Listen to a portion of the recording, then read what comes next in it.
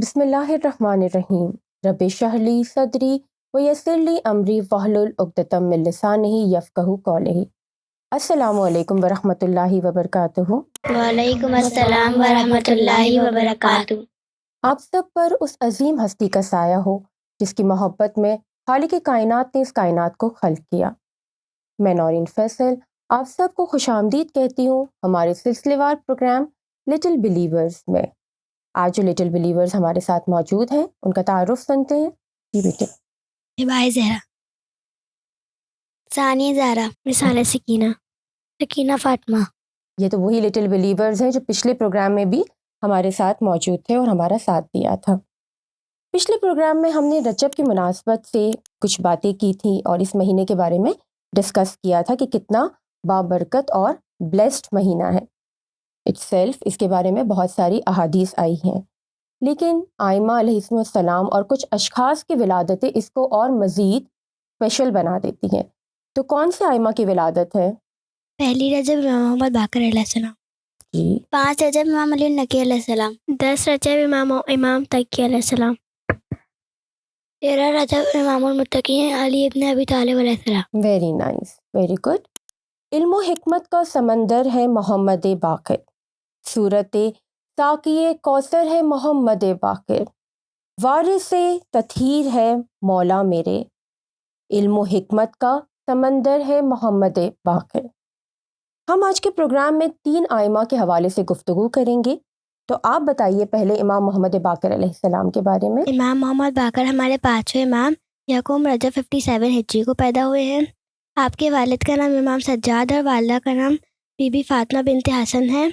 آپ کا سلسلہ امامت میں وہ واحد نام ہے جس کا سلسلہ نسب میں ددیال اور ننیال دونوں طرف سے مولا علی سے ملتا ہے۔ آپ کا نام آپ کا نام محمد، کنیت ابو جعفر، اور آپ کا مشہور لقب باقر العلوم ہے۔ باقر العلوم ہے بھائی، بہت اچھی بات انہوں نے بتائی کہ دونوں طرف سے ہمارے امام کا جو شجرہ ہے، جو نسب ملتا ہے، وہ امام علی علیہ السلام اور جناب فاطمہ الزہرا سلام اللہ علیہا سے ملتا ہے۔ اچھا، تو اب میرا سوال یہ ہے کہ ان کو باقر العلوم کیوں کہا جاتا ہے؟ آپ کو باقر العلوم اس لیے کہا جاتا ہے کیونکہ آپ نے علم کے رازوں کو کھول دیا۔ بہترین، ہمارے بچے تو بہت اچھی تیاری کر کے آئے ہیں ماشاءاللہ سے۔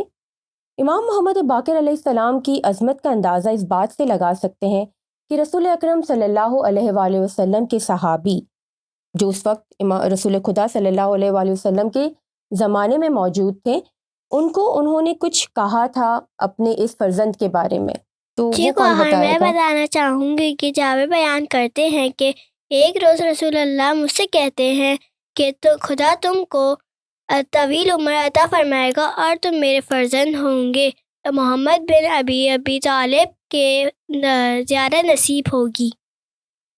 Very nice. اور پھر کیا کیا تھا انہوں نے؟ جس کا نام توریت میں باقر ہے۔ جی بالکل۔ پھر جابر نے کیا کیا تھا؟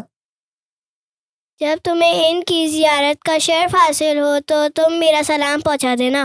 پھر پہنچایا تھا انہوں نے؟ جی چلیں۔ پیغمبر اسلام کا انتقال ہو گیا۔ جابر کو طویل عمر نصیب ہوئی۔ ایک دن جابر امام زین العابدین کے گھر گئے تو ان کی نظر محمد باقر پر پڑی، تو انہوں نے فوراً سے کہا کہ جب رسول خدا نے آپ کے لیے سلام بھیجا ہے، تو امام محمد باقر علیہ السلام کے آنکھوں میں آنسو آ گئے اور انہوں نے رو کر کہا، جب رسول خدا پر لاکھوں بار درود ہو اور تم پر بھی میرا درود ہو کہ تم نے مجھ تک سلام پہنچایا۔ کتنا بہترین واقعہ تھا۔ جابر بن عبداللہ انصاری وہ عظیم صحابی تھے جنہوں نے 5 اماموں کا دور دیکھا۔ اچھا، یہ مجھے بتائیے گا کہ کیا امام محمد باقر علیہ السلام کربلا میں موجود تھے اور انہوں نے کس طرح سے واقعہ کربلا کی تشہیر کی؟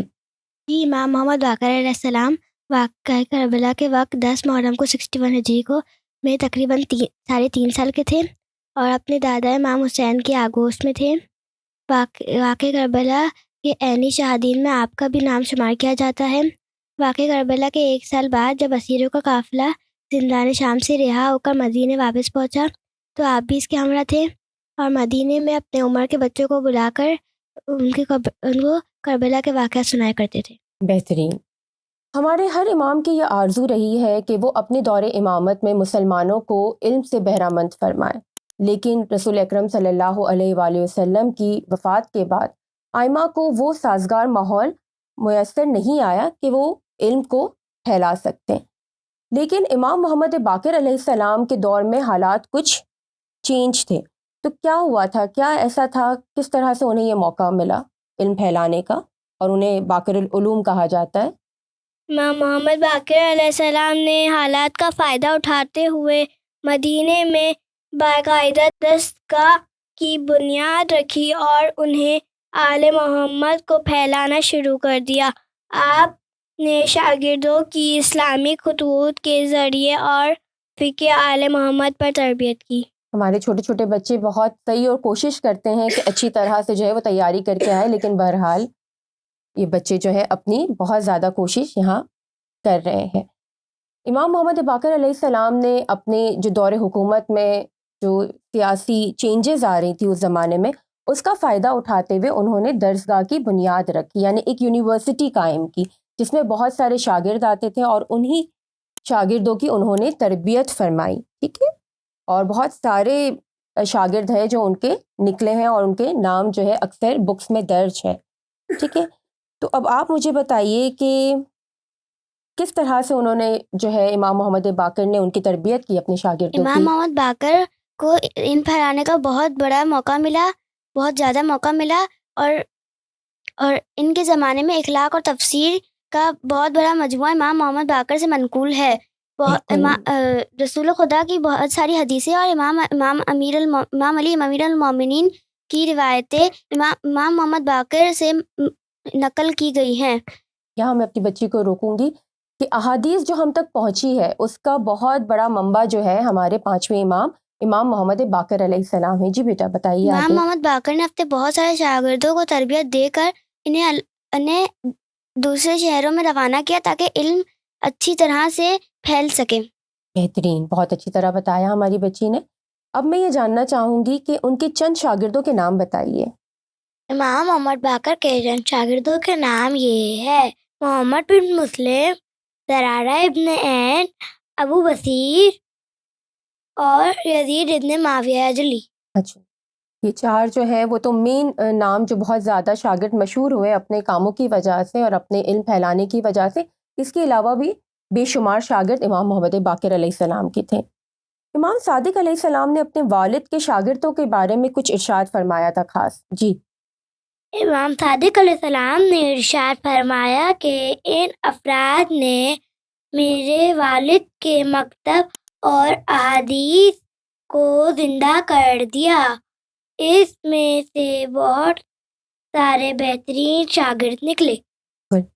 امام محمد باقر کی اب ہم کچھ احادیث سنتے ہیں. جی بتائیے. امام محمد باقر نے ارشاد فرمایا: مومن کو تقویٰ اختیار کرنا چاہیے کیونکہ یہ ہمیشہ انسان کو بیدار رکھتا ہے. غرور اور تکبر کے بارے میں فرمایا کہ یہ غرور اور تکبر نہیں کرنا چاہیے کیونکہ یہ ایک بری شے ہے جو انسان کے علم کو گھٹاتا ہے.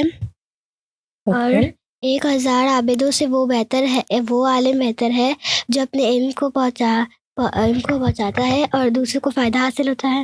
آنسوؤں کی بڑی قیمت ہے کیونکہ اللہ کے سامنے رونے والا بخشا جاتا ہے. سستی کوتاہی ہے اور زیادہ تیزی برائیوں کی جڑ ہے. دعا سے قضا بھی ٹل جاتی ہے اور نیکی بہترین خیرات ہے. بہترین، بہت ساری احادیث ہماری بچی یاد کر کے آئی تھی. باقر کا چہرہ دیکھ کے کہتے ہیں اہل دل، باقر کا چہرہ دیکھ کے کہتے ہیں اہل دل، پہلی رجب کو دیکھ لیا چوتھویں کا چاند. اب ہم بڑھتے ہیں 5ویں رجب کی طرف. تو 5ویں رجب کے بارے میں ہماری بیٹی بتائے گی. امام علی نقی علیہ السلام 5 رجب 212 ہجری کو پیدا ہوئے. آپ پیدا ہوئے اور رسول خدا کے 10ویں جانشین کے طور پر دنیا میں تشریف لائے. آپ کے والد امام علی نقی کے والد کا نام امام محمد تقی علیہ السلام ہے اور آپ کی والدہ بی بی سمانہ ہے. آپ کا نام آپ کے والد نے علی تجویز کیا تھا. نام تو بتا دیا انہوں نے. اب میں بات کروں گی ان کی کنیت کی. امام علیہ السلام کی کنیت ابو الحسن ثالث ہے، اور کچھ اور اماموں کی بھی یہی کنیت ہے. جی تو آپ سے بتائیے. قبول امام علی کی کنیت ابو الحسن، امام رضا کی کنیت ابو الحسن جاتا ہے. اسی اعتبار سے آپ کا بھی ابو الحسن کہا جاتا ہے. امام علی ابو الحسن اول، امام علی رضا ابو الحسن ثانی اور امام علی النقی ابو الحسن ثالث کے نام سے مشہور ہے. آپ کے مشہور القاب نقی اور ہادی ہیں. بہترین. آپ علیہ السلام کی شہادت بھی اسی مہینے میں ہوئی جو 3 رجب ہے. جی. امام علی علیہ السلام کے غلام نے ایک واقعہ نقل کیا ہے کہ میں جس مالک کے پاس پہلے تھا وہاں وہ مجھ پہ بہت ظلم و جبر کیا کرتا تھا. آپ بتائیں گی بیٹا. غلام بیان کرتا ہے کہ ایک دن میں گھر کے کاموں میں مشغول تھا کہ امام علی کے صحابی موسیٰ بن عبداللہ امام کے پاس آئے اور کہنے لگے، اے فرزند رسول، مجھ کو زیارت عطا فرمائے تاکہ جب میں کسی امام کے حرم میں جاؤں تو اس کی تلاوت کروں کہ امام کی زبان مبارکہ سے خوبصورت اور جامع کلمات نکلے. اور انہوں نے اپنے شاگرد کو زیارت جامعہ کی تعلیم دی. Very good. تو میں ذکر کر رہی تھی کہ غلام نے جس طرح سے یہ ذکر کیا کہ پہلے میں جس آقا کے پاس تھا وہ بہت ظلم و تشدد کیا کرتا تھا، لیکن جب وہ امام علی النقی کے پاس آیا غلام کے طور پر تو امام علی النقی نے بہت زیادہ محبت اور شفقت کے ساتھ ہمیشہ ان کے ساتھ پیش آتے تھے. انہوں نے کبھی اس غلام کو کبھی کوئی سزا نہیں دی.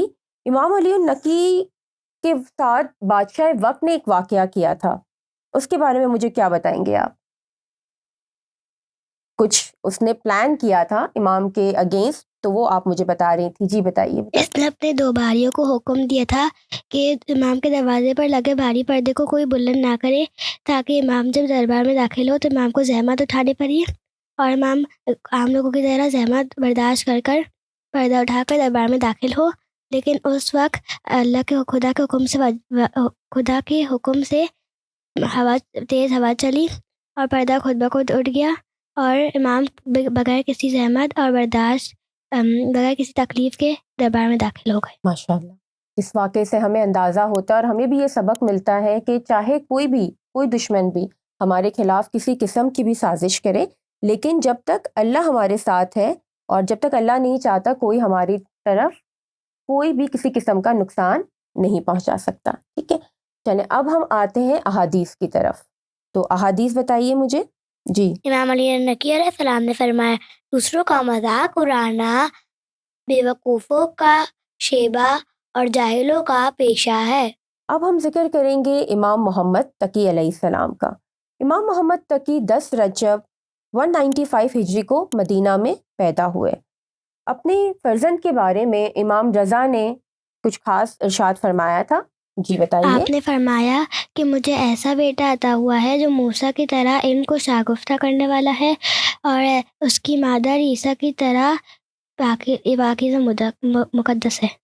بالکل. امام محمد تقی علیہ السلام نے 7 سال کی عمر میں امامت کی ذمہ داری سنبھالی کیونکہ آپ کے والد کو اس وقت بادشاہ وقت نے زہر دے کر شہید کر دیا تھا.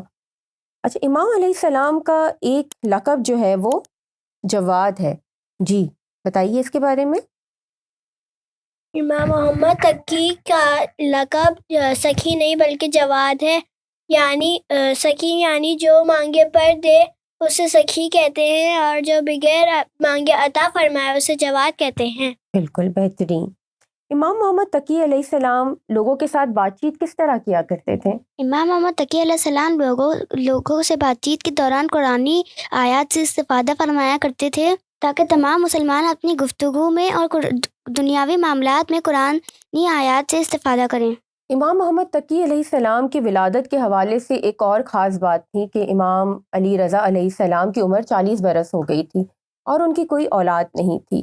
امام محمد تقی کی ولادت نہیں ہوئی تھی اور لوگ امام علی رضا علیہ السلام کو بے اولاد ہونے کا طعنہ دیا کرتے تھے. تو اس بارے میں بھی جب امام محمد تقی کی ولادت ہو گئی تو امام رضا کچھ ارشاد فرماتے تھے اس بچے کے بارے میں. امام رضا کے گھرانے شیعہ محفلوں میں امام محمد تقی کو خیر و برکت والا بچہ کہا جاتا تھا. اس بارے میں امام رضا خود ارشاد فرماتے ہیں، یہ ایسا مولود ہے کہ جس سے بابرکت ہمارے شیعوں کے لیے اور کوئی نہیں ہے.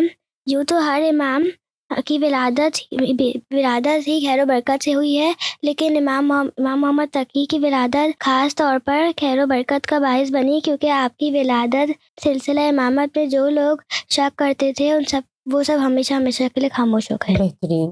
اس کو اگر ہم اپنے پچھلے پروگرام سے کنیکٹ کریں کہ جس طرح سے لوگ رسول اکرم صلی اللہ علیہ وآلہ وسلم کو بھی ابتر ہونے کا طعنہ دیا کرتے تھے، اس کے بعد جناب فاطمہ الزہرا کی وہ پرسنالٹی تھی جن کے آنے سے ان تمام لوگوں کی زبانیں بند ہو گئی۔ تو اسی طرح سے امام محمد تقی علیہ السلام کی ولادت کے بعد تمام لوگوں نے یہ کہنا اوبویسلی ان کا طعنہ ختم ہو گیا۔ بالکل، جیسے میں نے آپ لوگوں کو پہلے بتایا کہ امام محمد تقی نے 9 سال کی عمر میں ہی امامت کی ذمہ داری سنبھالی تھی۔ امام محمد تقی کو کچھ وقت ایسا میسر آیا تھا جو تھوڑا سکون کا تھا، جس میں انہوں نے اپنے شاگردوں کی تربیت کی اور علم کو پھیلایا۔ اس کے علاوہ وہ بیواؤں اور یتیموں کی کفالت بھی کیا کرتے تھے۔ اب آپ لوگ احادیث بتائیے مجھے۔ ثابت قدم رہو تاکہ مقصد تک یا اس کے قریب تک جا سکو۔ مخلص کو قابل اطمینان دوست ایک دوسرے کے لیے ذخیرہ ہے۔ جی آپ بتائیے۔